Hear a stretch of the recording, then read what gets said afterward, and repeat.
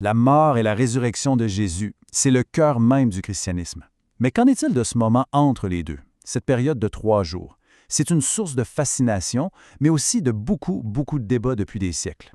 C'est la grande question, n'est-ce pas? Où était-il exactement pendant tout ce temps? Est-ce qu'il se reposait? A-t-il voyagé dans un autre monde? La Bible, eh bien, elle nous donne quelques indices assez fascinants et c'est ce qu'on va explorer aujourd'hui. Alors, pour y voir clair, voici notre plan de match. On va commencer par définir le mystère. Ensuite, on va clarifier sa destination, enfer ou Hadès. On va analyser la fameuse proclamation qu'il a faite, comprendre le message de victoire derrière tout ça. Et pour finir, on va résumer ce que les textes nous permettent d'affirmer avec certitude. Bon, allons-y. Plongeons dans le vif du sujet. Cette période, c'est vraiment l'une des plus énigmatiques de toute la théologie. Pourquoi? Simplement parce que les Écritures sont très discrètes là-dessus. On n'a pas de compte-rendu heure par heure, ce qui bien sûr a laissé la porte grande ouverte à toutes sortes de théories. En fait, presque tout ce qu'on peut déduire, tout ce qu'on peut savoir, ça vient d'un seul passage.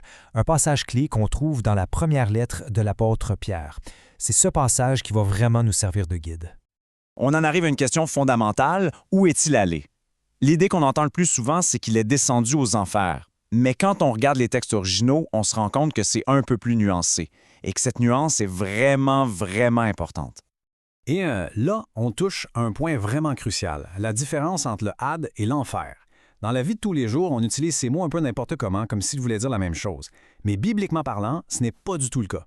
Le had, c'est un lieu d'attente, un lieu temporaire. L'enfer, lui, c'est la destination finale permanente.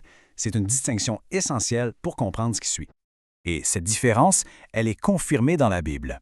Par exemple, dans le livre des Actes, au chapitre 2, il est écrit que son âme n'a pas été laissée dans le séjour des morts, et le mot grec original utilisé ici, c'est Hadès. Le texte ne parle jamais de l'enfer comme étant le lieu du jugement final.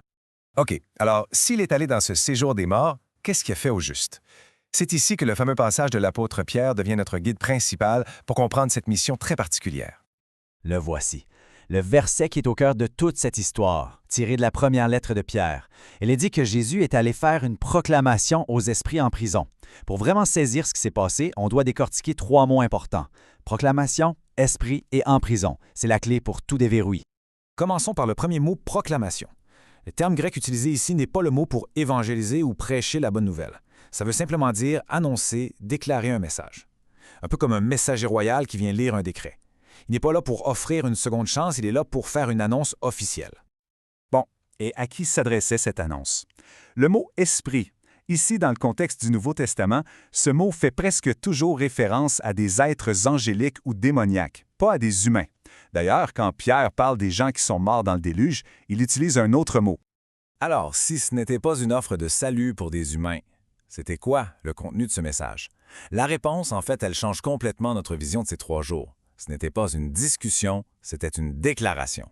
Si on essaie de reconstituer la chronologie, voilà ce que ça donne.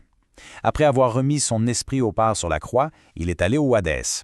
Là-bas, il a proclamé sa victoire aux esprits en prison, fort probablement des anges déchus, puis il a libéré les croyants de l'Ancien Testament qui attendaient dans une partie du Hadès qu'on appelle le paradis.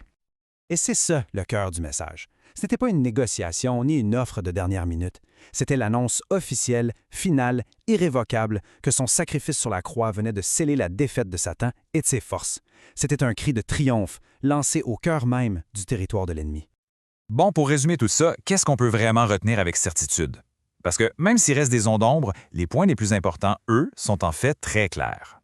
Voici les certitudes qu'on peut tirer. Premièrement, son œuvre de rédemption était tout accomplie sur la croix. Il n'y avait plus de souffrance à endurer. Deuxièmement, la Bible est très claire là-dessus, le jugement, c'est après la mort, il n'y a pas de deuxième chance. Troisièmement, sa mission était de proclamer sa victoire. Et finalement, il a guidé les justes qui l'attendaient vers leur demeure éternelle.